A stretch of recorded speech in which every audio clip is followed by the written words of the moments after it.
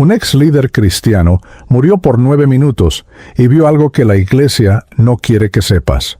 Lo que Esteban Rojas trajo del otro lado no fue un mensaje de paz, fue una advertencia que podría dividir tu fe para siempre.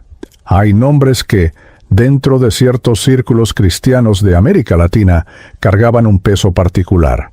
No el peso de la fama ni el del escándalo, sino algo más difícil de construir y más fácil de perder: la credibilidad. Esteban Rojas era uno de esos nombres. En los pasillos de seminarios evangélicos de Bogotá, en retiros de formación teológica en el interior de México, en conferencias sobre hermenéutica y discipulado que reunían a pastores jóvenes de Chile y Brasil, su nombre aparecía con una consistencia que no era casualidad. Era el resultado de años de trabajo silencioso, riguroso y, sobre todo, honesto. Esteban nació en el barrio de Kennedy, en el suroccidente de Bogotá, en una familia de clase trabajadora con raíces profundamente católicas. Su madre, doña Carmen, era una mujer que rezaba el rosario todas las noches con una devoción tan firme como los muros de su casa pequeña y ordenada. Su padre, don Héctor, era albañil, hombre de pocas palabras y muchas callosas en las manos, que nunca pisó una iglesia evangélica en su vida, pero que enseñó a su hijo, sin saberlo, el valor de no aceptar nada sin antes entenderlo. Esa combinación, la fe heredada de su madre y el escepticismo práctico de su padre, sería la marca que definiría a Esteban durante toda su vida adulta. A los 17 años, en una de esas noches de Bogotá, donde la lluvia cae con una insistencia casi melancólica, Esteban acompañó a un amigo a una reunión de jóvenes en una iglesia evangélica del barrio. No fue por convicción, fue por compañía, por aburrimiento, por esa mezcla de curiosidad y falta de algo mejor que hacer, que a veces cambia el curso de una vida entera. Lo que encontró no fue euforia, ni lágrimas, ni lenguas. Encontró un pastor joven que hablaba de la Biblia como si fuera un mapa real para entender el mundo, con argumentos, con preguntas abiertas, con respeto por la inteligencia de quien escuchaba. Algo en eso lo atrapó, no la emoción, la coherencia. Durante los años siguientes, Esteban se sumergió en la teología con la misma disciplina con que su padre ponía ladrillos, uno sobre otro, despacio, revisando cada capa antes de avanzar.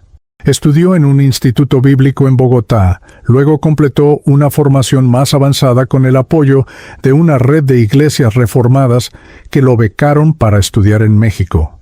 Aprendió griego bíblico, leyó a Calvino, a Spurgeon, a Martin Lloyd Jones, pero también leyó a los críticos, leyó a los ateos, leyó a quienes desmontaban la fe con bisturí filosófico, no porque quisiera abandonarla, sino porque creía que una fe que no podía sobrevivir las preguntas difíciles no merecía ser llamada fe. Esa postura lo hizo incómodo para muchos dentro del mundo evangélico latinoamericano. En un contexto donde el crecimiento de las iglesias se medía frecuentemente por la intensidad emocional de los cultos, por el número de milagros declarados desde el púlpito, por la lealtad casi tribal a figuras carismáticas, Esteban representaba algo diferente y, para algunos, amenazante. Era el hombre que hacía preguntas donde otros pedían obediencia. Era el líder que formaba a otros para pensar, no solo para sentir. Y cuando alguien en un retiro de formación decía haber tenido una visión o relataba una experiencia sobrenatural, era Esteban quien, con respeto, pero con firmeza, preguntaba: ¿cómo lo sabes? ¿Cómo distingues lo que es de Dios de lo que es tu propio deseo proyectado hacia el cielo? No era crueldad, era convicción. Y esa convicción lo llevó, durante años, a mantener una postura pública que muchos resumían con una frase simple: Esteban Rojas no creía en relatos sobrenaturales modernos, no negaba los milagros bíblicos, no era un ateo disfrazado de pastor, pero sostenía, con argumentos cuidadosamente construidos, que la mayor parte de los testimonios de visiones sueños proféticos y experiencias místicas que circulaban en los círculos evangélicos latinoamericanos respondían más a la psicología del deseo y a la presión social de la cultura carismática que a una intervención genuina del Espíritu Santo. Lo decía en conferencias, lo escribía en artículos que circulaban en grupos de WhatsApp de pastores, lo enseñaba en los módulos de discernimiento espiritual que él mismo coordinaba dentro del Ministerio de Formación Teológica que lideraba desde 2012. Para 2015, Esteban tenía 41 años, una esposa llamada Valentina, 2 hijos adolescentes y una reputación construida sobre la roca de la coherencia intelectual. Era exactamente el tipo de hombre que nadie esperaría ver regresar con un testimonio sobrenatural.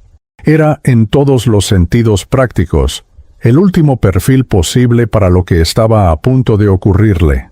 Ese año, Esteban aceptó participar en una visita misionera a una red de iglesias rurales en el estado de Oaxaca, en México. No era su primer viaje al exterior. Había estado antes en Chile, en Guatemala, en Perú.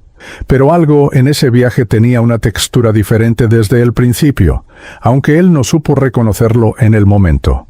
Los organizadores del viaje recuerdan que Esteban llegó al aeropuerto de Ciudad de México con más cansancio del habitual.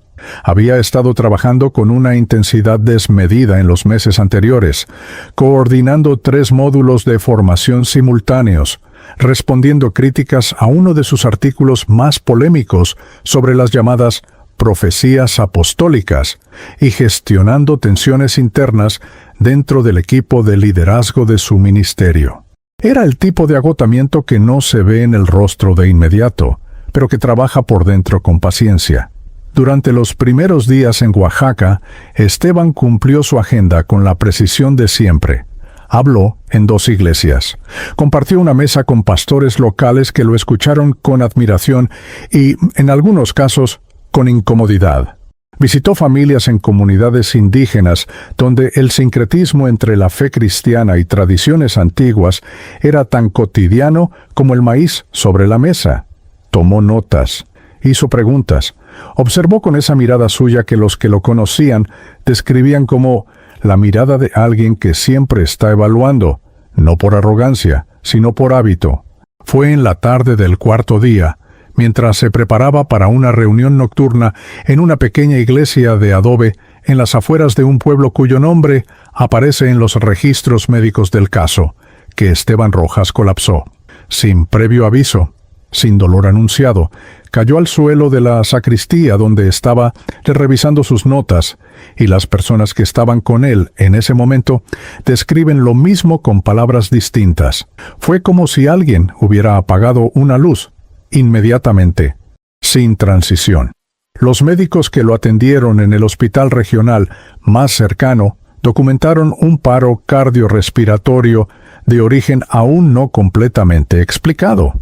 Los esfuerzos de reanimación comenzaron aproximadamente 3 minutos después del colapso.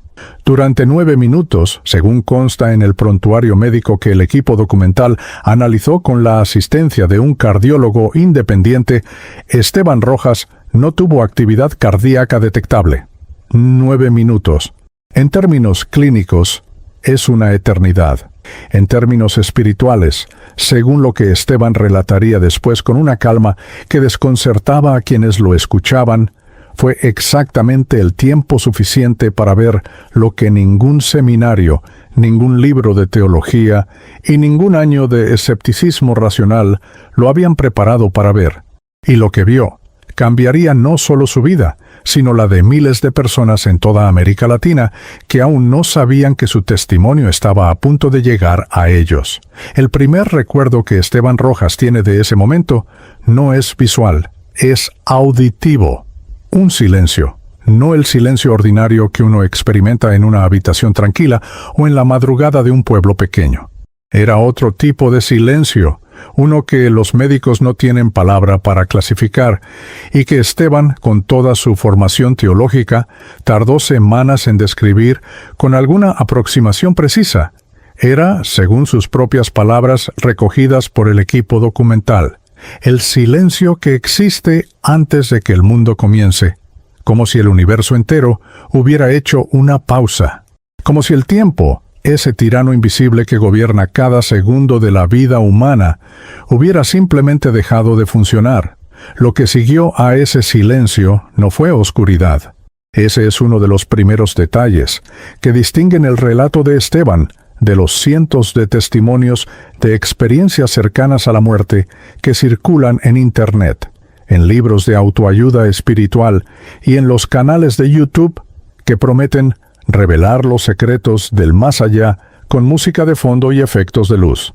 Esteban fue enfático en este punto desde la primera vez que habló públicamente sobre lo ocurrido, y lo repitió con la misma precisión en cada entrevista posterior.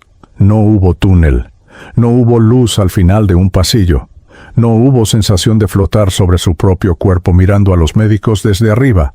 Esas son las imágenes que la cultura popular asocia con una experiencia de muerte, alimentadas por décadas de películas, libros y relatos que mezclan sin discriminación lo espiritual con lo neurológico, lo cristiano con lo New Age, la fe con el deseo.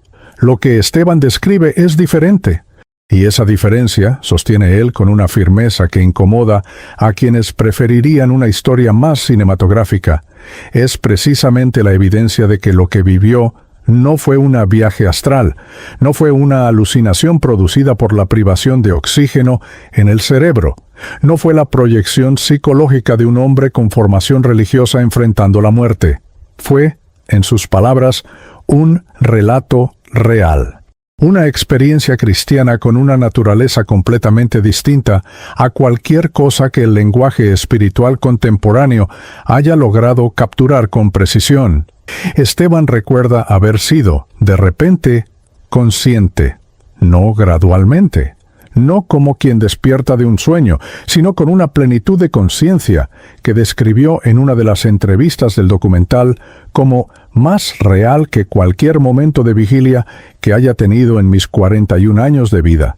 Estaba en un lugar que no tenía las coordenadas físicas que el cerebro humano utiliza para orientarse. No había suelo ni cielo en el sentido arquitectónico. Había presencia, una presencia que no necesitaba presentarse, porque era, en sí misma, la respuesta a todas las preguntas que Esteban había formulado durante décadas de estudio teológico. Y entonces lo vio. El equipo documental insistió en este punto durante horas de conversación con Esteban. Los periodistas, los psicólogos consultados, el cardiólogo que revisó los registros médicos, todos querían saber, ¿cómo describe a Jesús? ¿Qué vio exactamente? Y aquí es donde el testimonio de Esteban adquiere una dimensión que resulta difícil de procesar para quienes están acostumbrados a los relatos sobrenaturales dramatizados que abundan en el mundo cristiano latinoamericano. Esteban no describe a un ser radiante flotando en nubes doradas. No habla de una figura con túnica blanca y cabello perfecto como las ilustraciones de los libros infantiles de escuela dominical.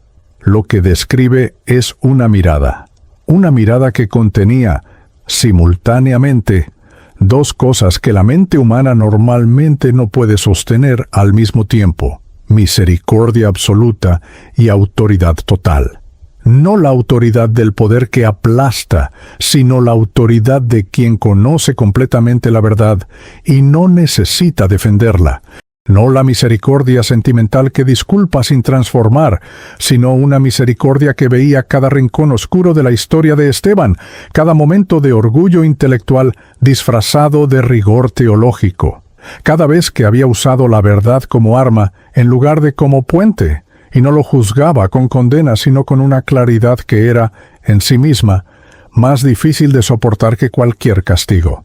Esteban comparó esa mirada, en una conversación posterior, con lo que los espectadores de The Chosen sienten cuando el Jesús de la serie mira a María Magdalena en el primer episodio.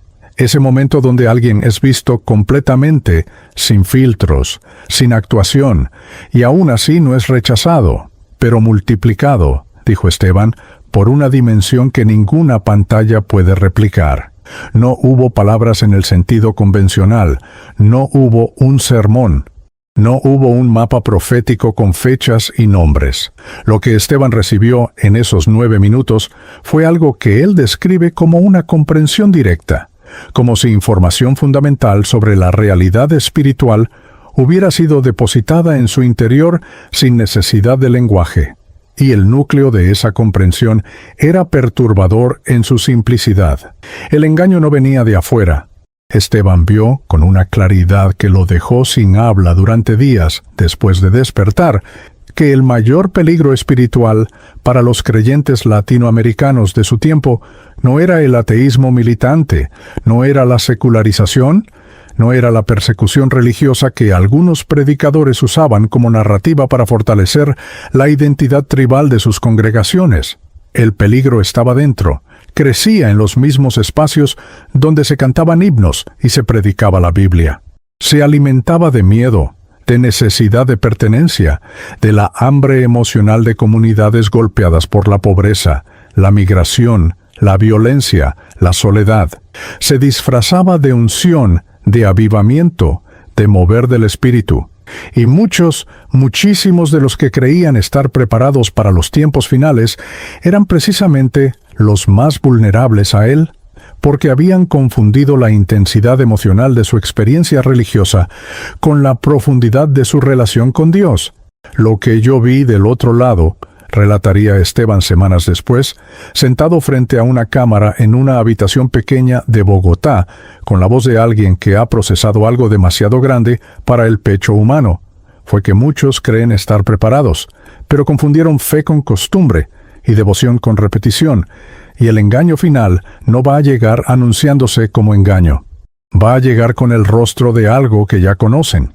Cuando los médicos lograron reanimarlo, Esteban no gritó, ni lloró, ni pronunció palabras dramáticas.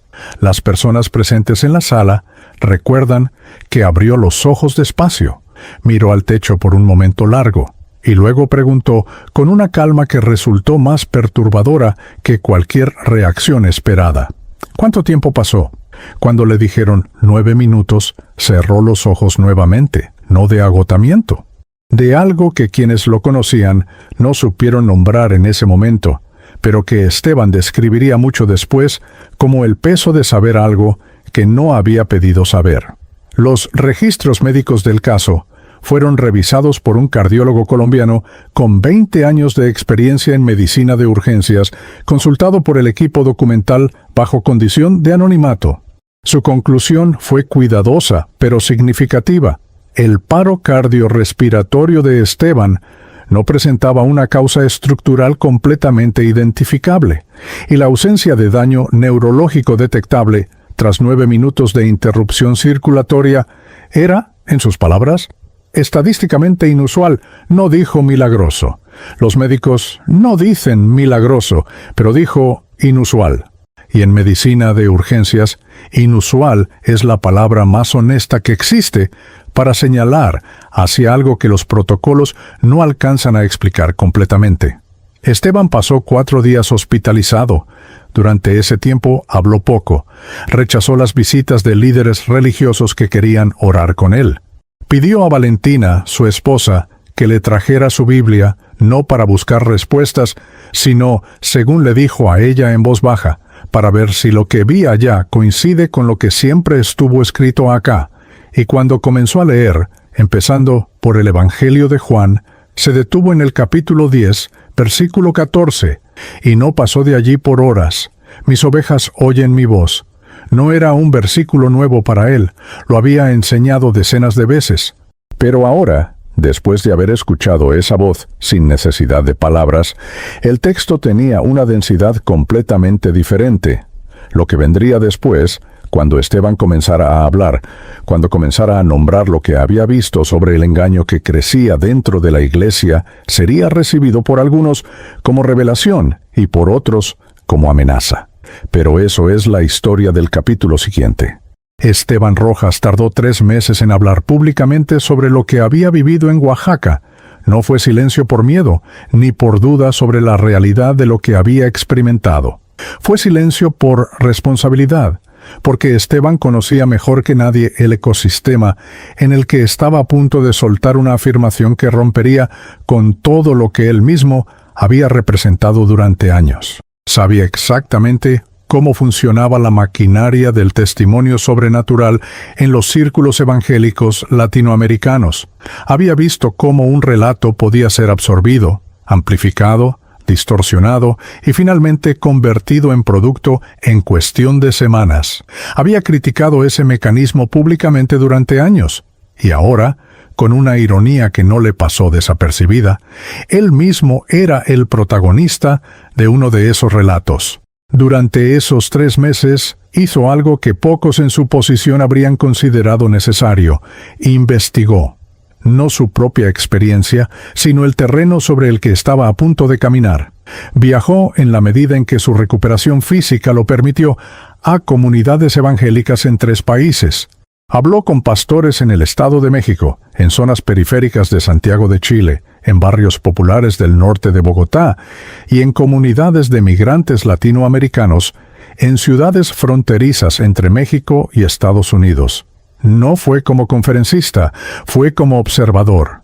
Se sentó en los últimos bancos. Escuchó cultos sin presentarse. Habló con feligreses comunes después de los servicios, en los estacionamientos de tierra, en las esquinas donde la gente se queda conversando antes de volver a casa. Lo que encontró no lo sorprendió en términos intelectuales. Lo había visto antes, lo había analizado, lo había criticado con argumentos. Lo que lo sorprendió fue la escala y la profundidad, y sobre todo, la inocencia genuina de las personas atrapadas dentro de dinámicas que no podían reconocer porque nadie les había dado el lenguaje para hacerlo. En una iglesia del Estado de México, con aproximadamente 800 miembros, Esteban observó un culto dominical donde el pastor dedicó 40 minutos de sus 50 de sermón a describir, con detalles crecientes y dramáticamente escalados, las persecuciones que vendría contra los verdaderos creyentes en los próximos años. No citó fechas, pero citó señales. Y cada señal estaba construida de tal manera que apuntaba inevitablemente hacia una conclusión. El único refugio seguro era esa congregación, bajo ese liderazgo, con esa cobertura espiritual específica. Al final del culto, durante el llamado al altar, más de 200 personas pasaron llorando. Esteban se quedó sentado, mirando, reconociendo en ese llanto colectivo algo que no era encuentro con Dios, sino alivio de la ansiedad producida por el mismo mensaje que supuestamente los estaba salvando. En una comunidad evangélica en la periferia de Santiago, habló con una mujer de unos 50 años, de origen peruano, que llevaba 12 años en la misma iglesia y que le contó con una naturalidad que resultaba más perturbadora que cualquier confesión dramática, que había donado el equivalente a 3 meses de salario durante el último año, porque el pastor había declarado desde el púlpito que quienes no sembraban en ese nivel específico no estaban alineados con el tiempo de provisión que Dios estaba abriendo. La mujer no tenía resentimiento, tenía fe, y esa fe había sido tan cuidadosamente construida sobre la autoridad incuestionable de una figura humana que ya no podía distinguir entre la voz del pastor y la voz de Dios. Para ella, eran la misma frecuencia. En comunidades de migrantes mexicanos y centroamericanos en ciudades fronterizas, Esteban encontró algo diferente, pero igualmente revelador.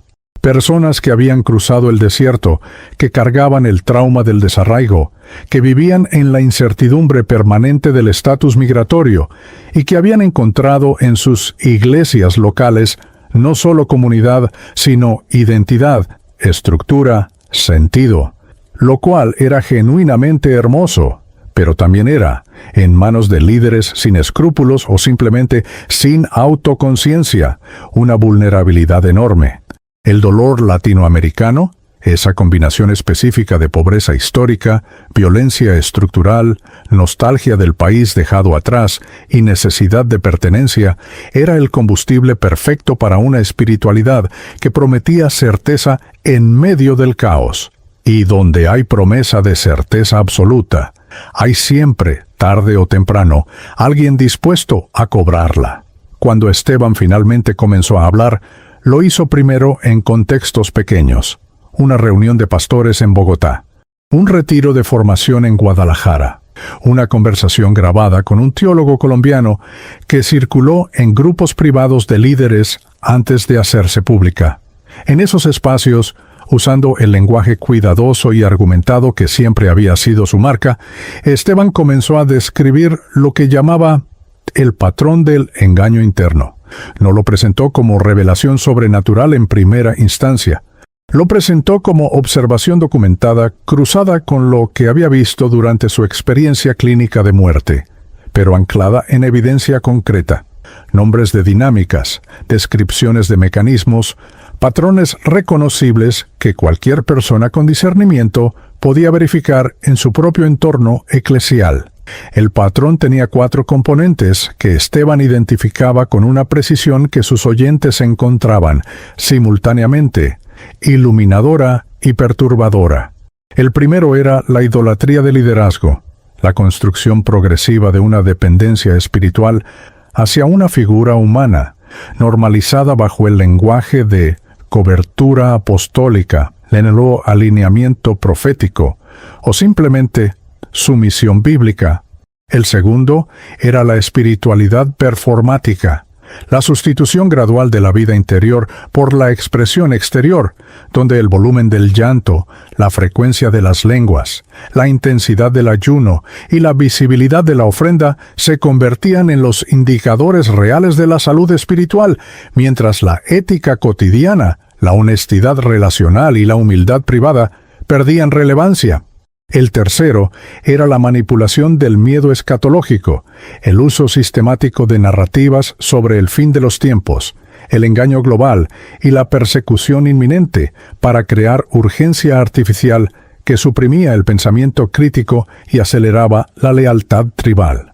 Y el cuarto, el más silencioso y el más devastador, era el abandono de la verdad por comodidad, la decisión colectiva nunca declarada pero siempre operativa, de no hacer preguntas incómodas, de no confrontar contradicciones evidentes, de proteger la unidad superficial del grupo a costa de la integridad real de cada individuo dentro de él. Los psicólogos consultados por el equipo documental reconocieron estos patrones sin necesidad de que Esteban los nombrara primero. Una psicóloga clínica de Ciudad de México especializada en dinámicas de grupos coercitivos describió, con terminología técnica, exactamente los mismos mecanismos que Esteban había identificado desde su perspectiva teológica. La convergencia entre el lenguaje clínico y el lenguaje espiritual en este punto no era coincidencia, era diagnóstico.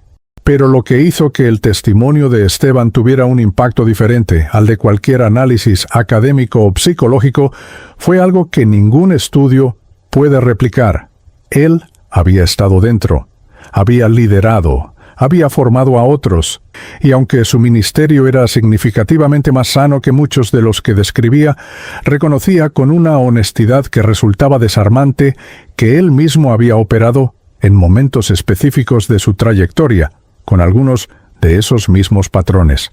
El orgullo intelectual que usaba la teología como escudo, la tendencia a construir su credibilidad sobre la descalificación de otros, la forma en que su rigor racional podía ser, en sus peores versiones, tan controlador como el carismatismo emocional que criticaba. Esa autocrítica, dicha en público y sin dramatismo, fue lo que abrió puertas que ningún argumento solo habría podido abrir. Los ex-ateos convertidos que el equipo entrevistó a lo largo de este proceso aportaron una perspectiva que completaba el mapa de manera inesperada. Varios de ellos, provenientes de entornos académicos en Buenos Aires, Ciudad de México y São Paulo, habían llegado a la fe precisamente buscando algo que el racionalismo no les había dado: comunidad, sentido trascendente, una narrativa que sostuviera el peso de la existencia. Y varios de ellos, con honestidad incómoda, admitían haber encontrado en sus iglesias exactamente los mismos mecanismos de control social que habían criticado en otras instituciones antes de convertirse, lo cual no los había llevado a abandonar la fe, sino a una pregunta más profunda y más urgente. ¿Dónde estaba la diferencia real entre una iglesia que seguía a Cristo y una institución que usaba su nombre? Esa pregunta, formulada desde ángulos distintos por personas con historias completamente diferentes, era exactamente la que Esteban había traído del otro lado. Y la respuesta que él ofrecía, basada en lo que había comprendido en esos 9 minutos, no era institucional ni denominacional, era personal, era actitudinal, y era para muchos líderes que lo escuchaban una amenaza directa al modelo sobre el que habían construido sus ministerios. Las reacciones no tardarían en llegar. La primera reacción organizada contra el testimonio de Esteban Rojas no vino de teólogos liberales ni de sectores seculares de la prensa, vino de adentro, de personas que lo habían conocido durante años, que habían compartido plataformas con él, que habían recomendado sus materiales de formación a sus propias congregaciones. Vino, en otras palabras, de exactamente el tipo de líderes que Esteban había descrito en su análisis, aunque ninguno de ellos lo reconocería en esos términos. La ironía era densa y dolorosa, y Esteban la procesó no con amargura, sino con una tristeza tranquila que quienes lo conocían encontraban más reveladora que cualquier argumento. Un pastor con una congregación de varios miles de miembros en Monterrey publicó un hilo extenso en redes sociales acusando a Esteban de sembrar división en el cuerpo de Cristo y de usar una supuesta experiencia sobrenatural para legitimar críticas que, según él, respondían a heridas personales no resueltas y a una teología demasiado cerebral para comprender los movimientos genuinos del Espíritu. El hilo fue compartido miles de veces en grupos de WhatsApp de pastores en México, Colombia y Perú. En muchos de esos grupos, la conversación que siguió duró días. Y lo significativo no fue la crítica en sí, sino el patrón de la crítica. Ninguna de las respuestas al mensaje de Esteban abordaba los argumentos concretos. Todas atacaban al mensajero. Todas cuestionaban sus motivaciones, su estado emocional, su humildad, su salud espiritual. Era, observó el teólogo colombiano que había grabado la primera conversación pública con Esteban, exactamente el mecanismo de supresión del pensamiento crítico que Esteban había identificado como uno de los componentes centrales del engaño interno. Pero, mientras los líderes debatían en sus plataformas, algo diferente estaba ocurriendo en los niveles más silenciosos del mundo evangélico latinoamericano. Feligreses comunes, personas sin plataforma ni título, comenzaban a escribirle a Esteban por canales privados, mensajes que llegaban desde Ciudad Juárez, desde el barrio de Tepito en Ciudad de México, desde comunidades evangélicas en zonas rurales de Guatemala y Honduras, desde congregaciones de migrantes en Los Ángeles y Chicago, donde el español era el idioma del culto y la nostalgia el combustible de la fe. Los mensajes decían, con variaciones de vocabulario pero con una consistencia asombrosa, la misma cosa. Yo sentía esto pero no tenía palabras para nombrarlo. Yo veía esto pero pensaba que el problema era yo. Ese reconocimiento masivo y silencioso fue lo que convenció a Esteban de que la parte más importante de su testimonio aún no había sido dicha. Había descrito el problema, había nombrado los mecanismos, pero faltaba lo que él consideraba el núcleo real de lo que había comprendido durante esos 9 minutos, el perfil de quienes resistirían, no como élite espiritual ni como grupo selecto con credenciales teológicas, sino como descripción práctica y accesible de actitudes que cualquier persona en cualquier barrio, con cualquier nivel de educación bíblica, podía reconocer y cultivar en su propia vida. Esteban presentó este perfil por primera vez en una reunión de aproximadamente 80 personas en una iglesia pequeña en el barrio de Iztapalapa, en Ciudad de México, uno de los territorios más densamente poblados y socialmente complejos de América Latina. No eligió ese escenario por simbolismo. Lo eligió porque le parecía el lugar más honesto donde decir lo que tenía que decir. No un auditorio de conferencia con luces y sistema de sonido profesional. Una sala con sillas plásticas y un ventilador de techo que hacía ruido. Personas que llegaron después del trabajo, con ropa del día, con niños que se dormían en sus brazos.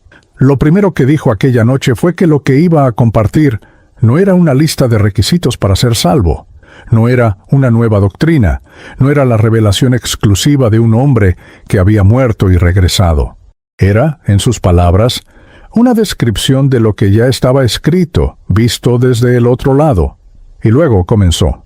El primero y más fundamental de los rasgos que Esteban describió era el discernimiento activo, no el discernimiento como don sobrenatural reservado para profetas y apóstoles, sino el discernimiento como hábito cotidiano de cualquier creyente que se toma en serio la instrucción bíblica de examinar todo y retener lo bueno. La capacidad de hacer preguntas sin sentir culpa por hacerlas. La disposición a poner cualquier mensaje, cualquier visión, cualquier declaración profética, cualquier instrucción pastoral bajo la luz de las palabras de Cristo, no como acto de rebeldía, sino como acto de fidelidad. Esteban fue explícito en el contexto latinoamericano, donde la autoridad pastoral frecuentemente se construye sobre la base de la incuestionabilidad. Ejercer discernimiento era, en muchas iglesias, un acto de valentía silenciosa que costaba relaciones, posiciones y pertenencia. Y sin embargo, era exactamente ese acto el que marcaba la diferencia entre un creyente que seguía a Jesús y uno que seguía la imagen de Jesús proyectada por otro ser humano. El segundo rasgo era la humildad estructural, una frase que Esteban usó deliberadamente para distinguirla de la humildad performática que abundaba en los círculos carismáticos. No la humildad que se declara desde el púlpito mientras se construye un empire ministerial. No la humildad que se exhibe en las redes sociales con fotos de visitas a barrios pobres, sino la humildad que opera en privado, que permite ser corregido sin desmoronarse, que no necesita tener razón para sentirse segura, que puede sostener la incertidumbre teológica sin recurrir a la certeza falsa como refugio. En The Chosen, Esteban había encontrado una imagen que usaba frecuentemente para ilustrar este punto. El momento en que Pedro, después de la pesca milagrosa, le dice a Jesús, «Apártate de mí, que soy un hombre pecador». No es una declaración de indignidad paralizante. Es el reconocimiento honesto de la propia condición frente a algo verdaderamente grande. Esa capacidad de verse con claridad sin destruirse era, según Esteban, uno de los rasgos más escasos y más necesarios en el liderazgo cristiano latinoamericano contemporáneo. El tercero era la fidelidad a las palabras de Cristo por encima de cualquier sistema interpretativo. No la fidelidad a una denominación, no la fidelidad a una tradición teológica, no la fidelidad a un pastor o apóstol o profeta, sino la fidelidad directa, personal y constante a lo que Jesús dijo en los Evangelios. Esteban señalaba que una de las estrategias más efectivas del engaño interno era precisamente la construcción de capas interpretativas tan gruesas entre el creyente y el texto que, eventualmente, el feligrés promedio escuchaba la Biblia únicamente filtrada por la autoridad de su líder. El antídoto no era el individualismo bíblico irresponsable, era la práctica personal e irreemplazable de leer, meditar y obedecer las palabras de Jesús con independencia de lo que cualquier figura humana dijera sobre ellas. El cuarto rasgo era el que generaba más incomodidad en sus oyentes, porque era el más concreto y el más difícil de sostener socialmente. El rechazo consciente a la manipulación emocional. Esteban describió cómo las emociones genuinas, el llanto, la alegría, el temor reverente, el amor fraternal, habían sido sistemáticamente colonizadas en muchas iglesias latinoamericanas por técnicas de producción emocional que las simulaban sin producirlas orgánicamente. música diseñada para inducir estados específicos, narrativas construidas para maximizar la vulnerabilidad del oyente en el momento del llamado al altar. La presión social del grupo que hacía que no responder emocionalmente fuera interpretado como dureza de corazón. Esteban no decía que las emociones en el culto fueran malas. Decía que cuando las emociones reemplazaban al pensamiento en lugar de acompañarlo, cuando la intensidad del sentimiento se convertía en el criterio principal para evaluar la autenticidad de una experiencia espiritual, el terreno estaba perfectamente preparado para que cualquier cosa que produjera esa intensidad fuera aceptada como verdadera. Esa noche en Iztapalapa, cuando Esteban terminó de hablar, no hubo música de fondo, no hubo llamado al altar, no hubo oferta especial ni anuncio de próximas conferencias, hubo silencio. Y luego, preguntas reales, formuladas por personas reales con historias reales que salieron de esa reunión, no con la euforia artificial de quien ha sido emocionalmente procesado, sino con algo más duradero y más exigente: la responsabilidad de pensar. Afuera, en las calles ruidosas de Iztapalapa, la ciudad seguía su ritmo indiferente. Pero algo había comenzado que no se detendría fácilmente. Hay un momento en la vida de ciertos testimonios en que dejan de pertenecer a quien los vivió. Esteban Rojas llegó a ese momento sin buscarlo y sin poder evitarlo. Para finales de 2022, su nombre circulaba en conversaciones que él nunca había iniciado, en idiomas que no hablaba, en contextos que no había imaginado cuando cayó al suelo de aquella sacristía en Oaxaca. Videos de sus charlas, grabados con teléfonos celulares en reuniones pequeñas, habían sido subtitulados por desconocidos y compartidos en comunidades evangélicas de Brasil, de Argentina, de España, de comunidades latinas en ciudades de Estados Unidos, donde el español sobrevivía como lengua de la fe, aunque los hijos ya soñaran en inglés. El testimonio había adquirido vida propia. Y con esa vida propia habían llegado también las distorsiones, las apropiaciones y los malentendidos que Esteban había temido desde el principio.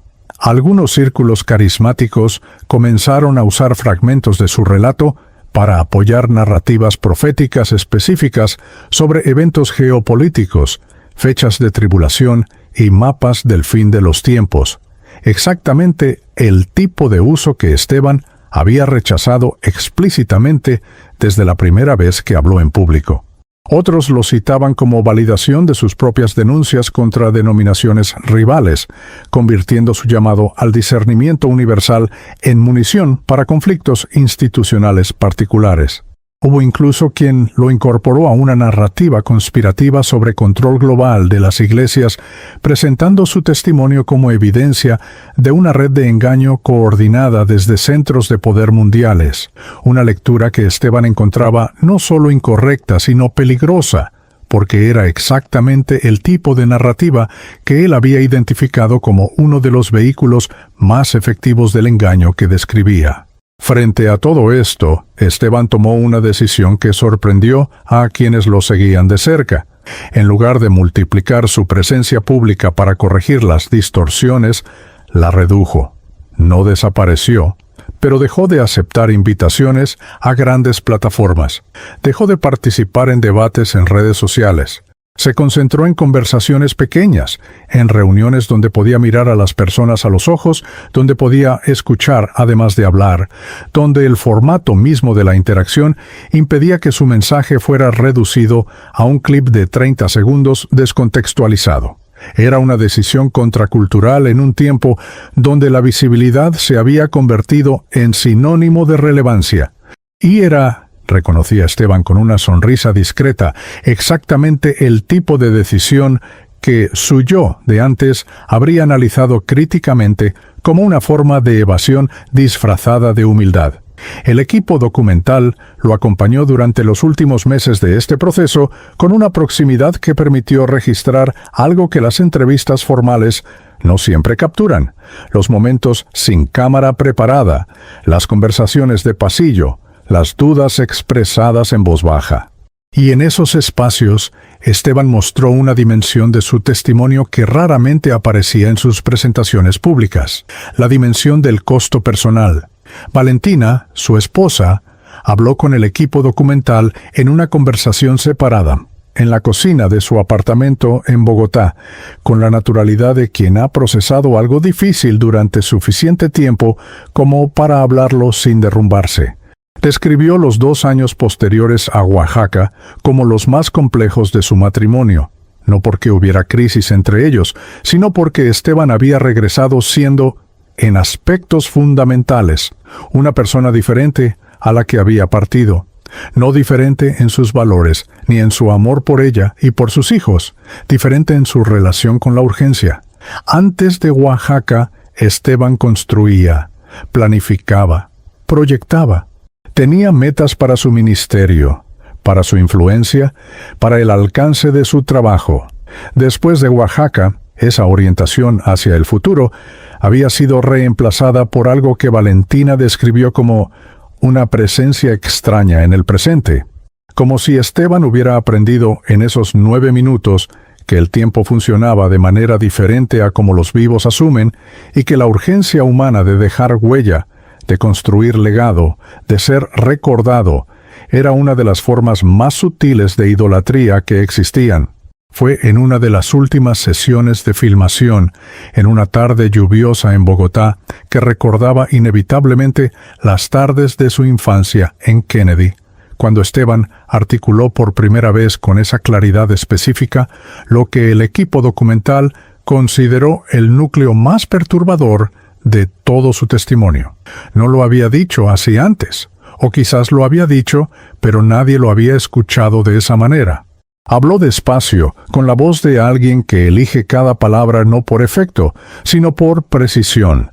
Dijo que la pregunta que más le habían hecho desde Oaxaca era cómo reconocer el engaño final, cómo identificarlo cuando llegara, qué señales buscar, qué características tendría, cómo distinguirlo de la verdad. Y dijo que durante mucho tiempo había respondido esa pregunta con los 4 rasgos que había descrito en Iztapalapa y en decenas de reuniones posteriores: discernimiento, humildad, fidelidad a las palabras de Cristo, rechazo a la manipulación emocional, y que esas respuestas eran correctas, pero que había algo más profundo que no había sabido cómo decir sin que sonara a la clase de declaración apocalíptica que él mismo había criticado durante años. Lo que había visto, dijo, era que el engaño final no llegaría como el mal llega en las películas, con rostro oscuro, con música amenazante, con señales inequívocas de peligro.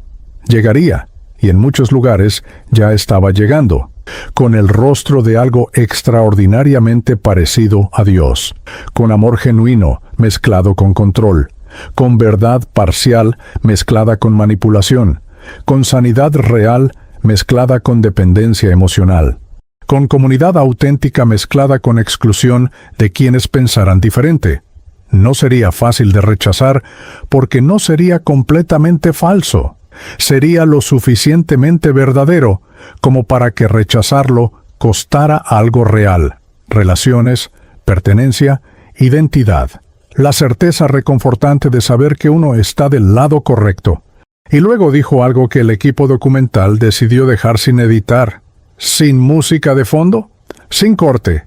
Lo que más me perturbó de lo que vi no fue la magnitud del engaño, fue cuántos de los que estaban atrapados en él eran personas genuinamente buenas, genuinamente sinceras, que amaban a Dios con todo lo que tenían. El problema no era la intención. El problema era que habían entregado el criterio de discernimiento a otro ser humano. Y cuando eso ocurre, la sinceridad no protege. La devoción no protege. Solo protege la fidelidad directa a las palabras de Jesús, sostenida en privado, sin testigos, sin aplausos, sin validación de ninguna audiencia humana. El documental consultó en su etapa final a 3 pastores de diferentes denominaciones y países, a 2 psicólogos clínicos especializados en grupos de alta demanda, a un sociólogo religioso de una universidad colombiana y a un médico que había revisado los registros clínicos del caso. Ninguno de ellos llegó exactamente a las mismas conclusiones que Esteban. Ninguno validó su testimonio en su totalidad ni desde su propia disciplina, pero todos, sin excepción, reconocieron que las dinámicas que Esteban describía eran reales, documentables y crecientes en el contexto evangélico latinoamericano de la última década. El sociólogo usó el término autoritarismo carismático. El psicólogo habló de dependencia inducida. El pastor más crítico con Esteban reconoció en un momento que el equipo registró sin que él pareciera darse cuenta de la magnitud de lo que estaba diciendo, que en su propia congregación había visto cosas que le costaba nombrar. Para el cierre del documental, el equipo regresó a Oaxaca, a la pequeña iglesia de adobe donde Esteban había colapsado. El edificio seguía en pie, con sus paredes irregulares y su piso de cemento y las sillas de madera que la comunidad local usaba cada domingo con una fidelidad silenciosa que no necesitaba plataforma ni audiencia para sostenerse. El pastor de esa iglesia, un hombre de unos 60 años de origen zapoteca, que hablaba español con la cadencia particular de quien lo aprendió como segunda lengua, recordaba esa noche de 2015 con una precisión que el tiempo no había borrado. Recordaba haber orado sobre el cuerpo de Esteban en el suelo. Recordaba no haber pedido un milagro específico, sino simplemente haber dicho, en voz baja, las palabras que su propia madre le había enseñado de niño. Hágase tu voluntad. Esteban no estaba presente en ese momento final de filmación. Había pedido no estarlo. Dijo que el lugar no le pertenecía a él, que lo que había ocurrido allí no había sido sobre él, aunque lo hubiera atravesado a él, que si el documental terminaba con su rostro, se perdería el punto central de todo lo que había intentado decir. Y así el documental termina como Esteban pidió que terminara, con el pastor zapoteca cerrando la puerta de madera de la iglesia pequeña desde adentro, con el sonido de la cerradura, con la calle de tierra afuera, y el cielo de Oaxaca arriba, indiferente y vasto, sin música que dijera cómo sentirse, sin voz en off que explicara lo que acababa de ocurrir. Solo la pregunta que flotaba sin respuesta en el aire quieto de esa tarde, la misma pregunta que Esteban había traído del otro lado, y que nadie, en ninguna denominación, en ningún país, en ninguna reunión de sillas plásticas o auditorio de luces, había podido responder todavía con honestidad completa. ¿Reconocerías a Jesús si se pareciera demasiado poco a lo que te enseñaron a esperar?